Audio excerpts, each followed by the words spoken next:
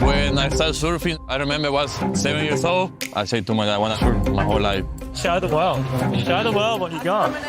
I have that feeling inside of me, like this is my year. Like I know I can do it.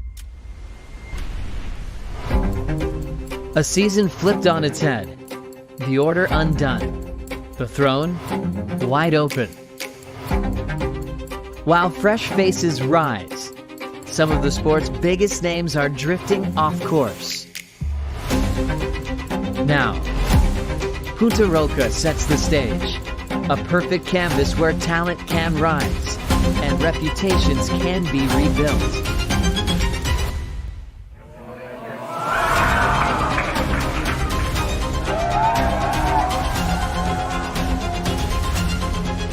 With the mid-season cut looming, we land in El Salvador for the next chapter, the Surf City El Salvador Pro.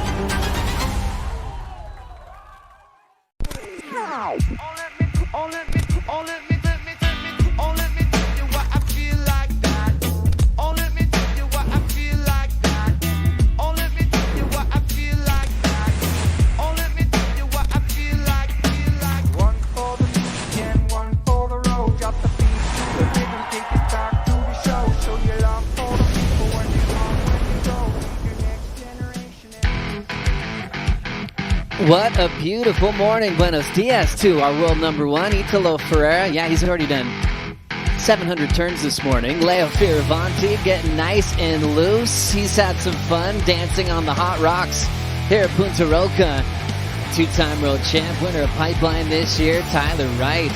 He's been on the top side of the warm-ups. Basically won it the other day. And there's Caroline Marks with her longtime friend and mentor and coach, Mike Parsons. How about Samuka? Going to the sky. Mr. Pupo looking for a big result here at stop number 4 of the season. Good morning, Punta Roca, welcoming the best in the world. And this wave in the heart of Central America, one of the most explosive high-performance rides on tour. Thanks for being with us. I'm Joe Turpel. Two great friends, wonderful humans here next to me.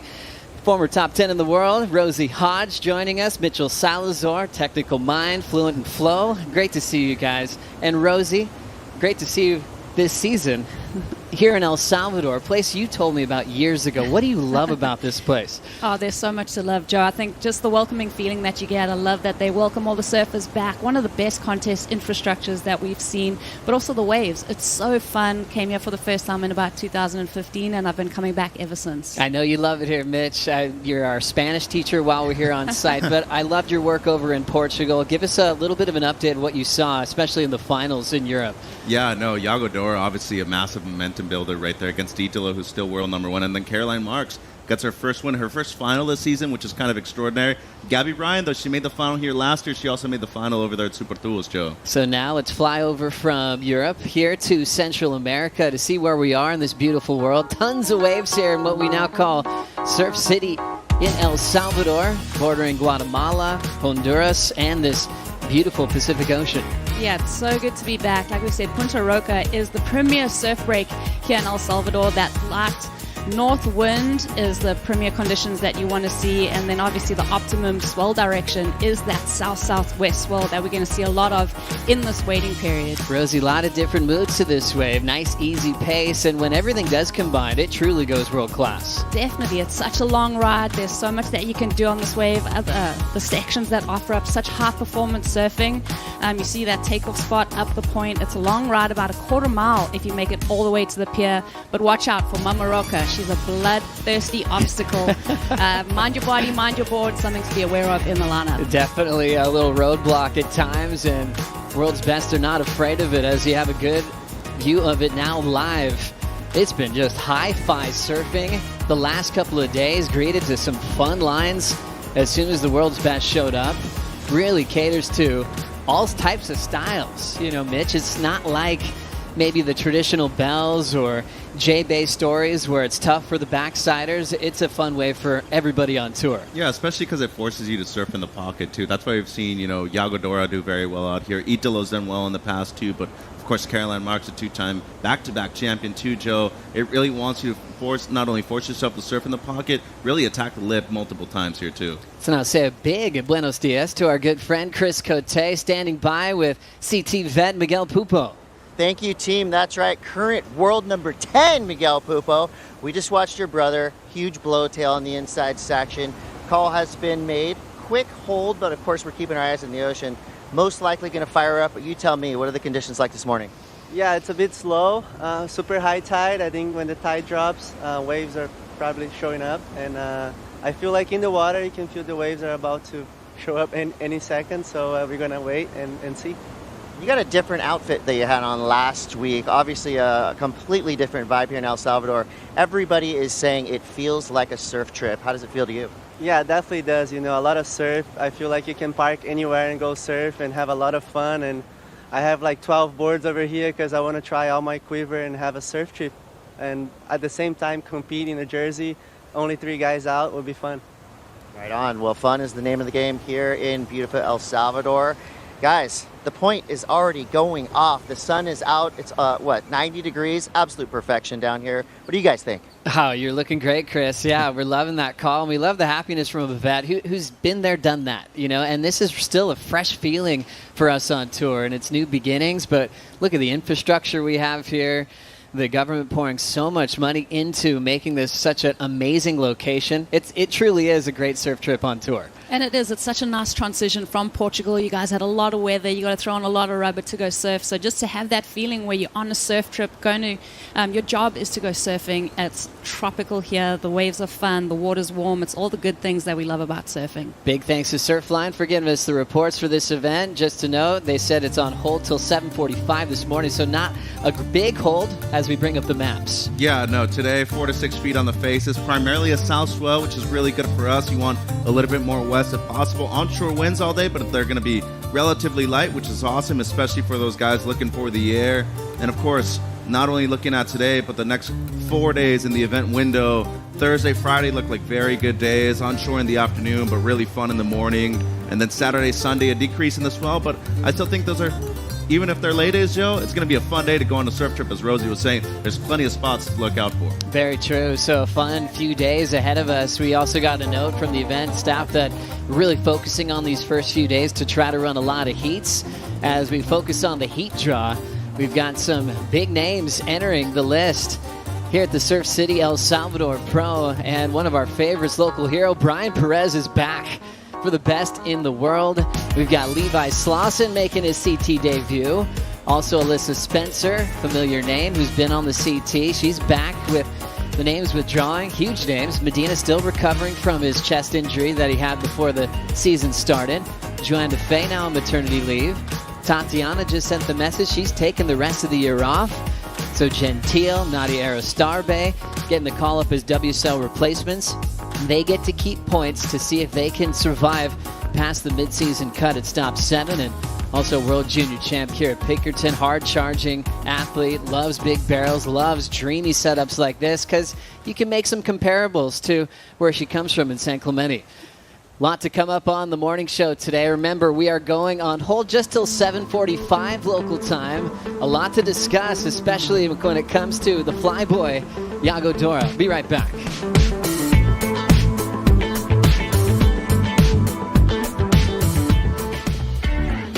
What a great start to the year for Baron Mamiya, backing up his title on his home court. His favorite wave in the world, now a two-time champ at Pipe. Italo owned the pool. The first ever event in Abu Dhabi. And then Yago Dora winning stop number 3 over there at Super Tubos. Said it was a magical week in Portugal through all the different weather and changes that happened during the event. He was the one that stayed happy and connected to Super Tubos. There's current world number 2 on the warm-up session this morning. Baron Mamiya, I think, has a lot to be proud of. Learning a lot. We know he can win at home. He's proved that. But a big result that he just had in Portugal is keeping him in the world title race. His goal this year is to really be there in the final 5 at the end of the season. And he's called up Luke Egan as his head coach to really work everything out at different venues. He can do Pipeline. He's fine there. But he wants to really be a world title threat this year, Mitch. Yeah, and it's obviously working. You know, number 2, he's deserving of it, in my opinion. And I feel like if we go to Fiji and it's pumping over there, you got to keep an eye out for that guy because he's definitely a world title threat. Exciting times here looking at stop number 4 as we focus on the top 10 picture. One man who's been real quiet as well is Ethan Ewing. He's world number 3. That's huge. But it really goes to show when a major win really puts you into the spotlight. I think he's in a really happy place, kind of under the radar at the moment, Ro. Yeah, number 3, I mean, you can't sniff at that, but just so consistent. Ethan Ewing still looking for that breakthrough win this season, but I love, you know, looking at the mixed bag of winners that we've had. Itzlo, his return to form. Baron Mamiya, like you said, really finding his pace on tour, but everybody's favorite surfer, Yago Dora, has been so amazing to watch. Stoked on that win in Portugal. And we had a group of little Groms we were all following at about 10, 11 years old. Leo, Jack, Kanoa, all 3 in a row in that top 10. Rio Waida is already having the best start of his young career. But the biggest mover is Yago Dora, all the way up to number 4 in the world and coming to El Salvador, where last year he threw down some of the biggest punts, some airs that we had never seen before in competition. Mitch, that was impressive. The skinny go, Joe. The skinny go did it, and runner-up to John Florence had close to a 10 in the final. And, of course, the most impressive thing, the creativity and the innovation aspect of things. You know, to me personally, I think that's the best display of backhand surfing we've ever seen at a right-hand point break, especially a high-performance right-hand point break show.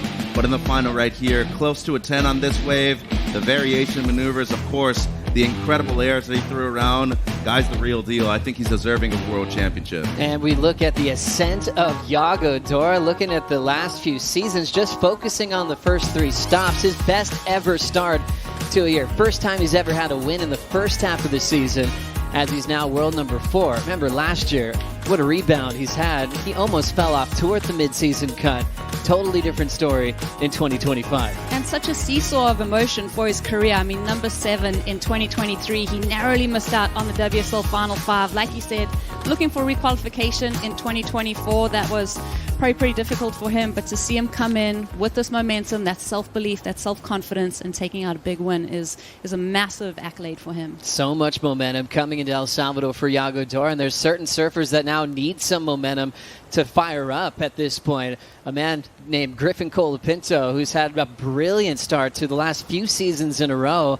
This year, only 1 excellent score, and the rookie class has been all over him this year, Mitch. Yeah, since 2022, in the first 3 events, he's always either made a final or won the event. So big difference this year, of course, wants to get things going. This event in particular, though, guys, has been favorable for him. He has 2 finals and 1 victory so far. A guy who's finished back-to-back equal or 3rd place at the finals, hoping for a world title, sitting in 20th. The last thing you want is to talk about the mid-season cut with a name like Griffin Colapinto this year. Yeah, definitely he's going to be furious coming into this event. Like you said, he's done so well here. I know that he's got one of his faithful surfboards that he's brought to the last few events here, that red rail blue spray, so he's definitely got that packed in the board bag. But let's see if he can turn his year around, because the pressure's on him, and I think he might be feeling that himself. He did get his first excellent number in Portugal in the first round at an 8, but he returns to El Salvador as one of the easy favorites on this wave. A final, a victory. This guy is really connected to Punta Roca. Yeah, and the cool thing about his 2 finals that he's had here, both in 2022 and 2023, there were such different conditions too. Had to struggle early on with really onshore, different kind of side shore wins. And then in 2023, lost the final against Filipe. But then last year, even though he lost with the priority interference, Joe, to me, did his best surfing. Close to a 10 on that ride right there. He just makes sense on this wave, doesn't he? So high performance, so explosive.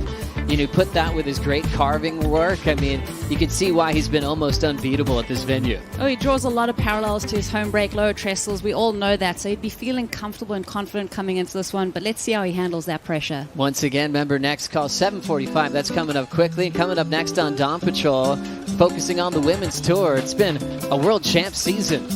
We'll be right back.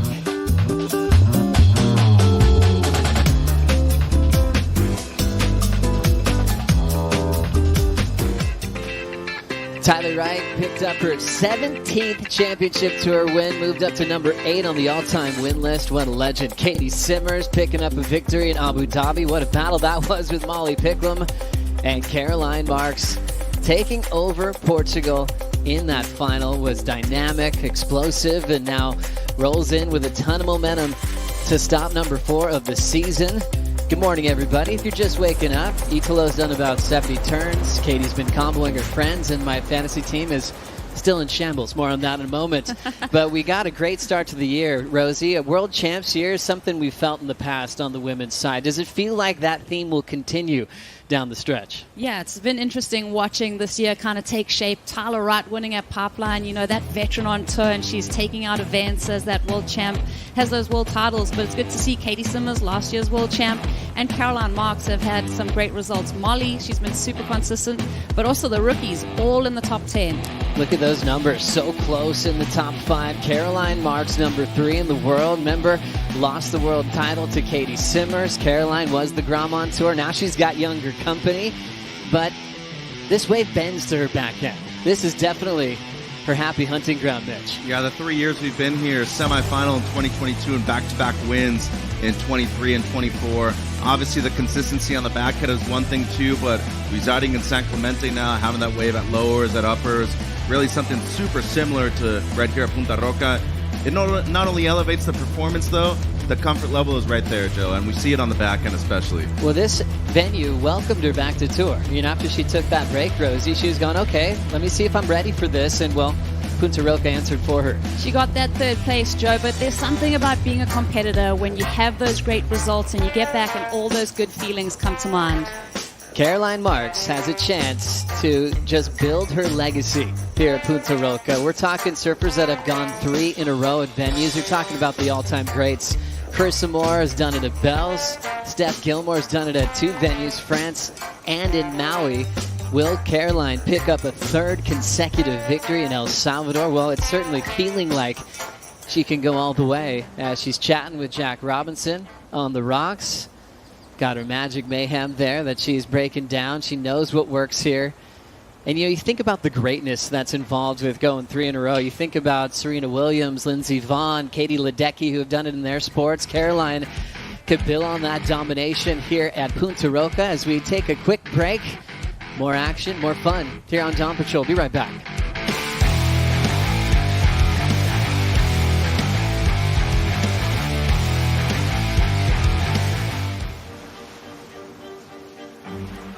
When Filipe Toledo is in the zone, the whole event bends to his will. It's not just dominance, it's presence. You feel it. The confidence, the swagger, the unshakable belief.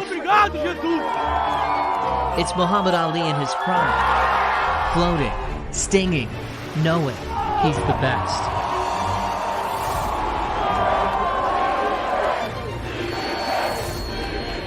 Filipe is fire and fury. His emotion, a raw current running just beneath the surface. When it fuels him, he's untouchable. When it spills over, it can turn against him. And here's the thing. When Filipe is feeling it, it's over. Done. Pack it up.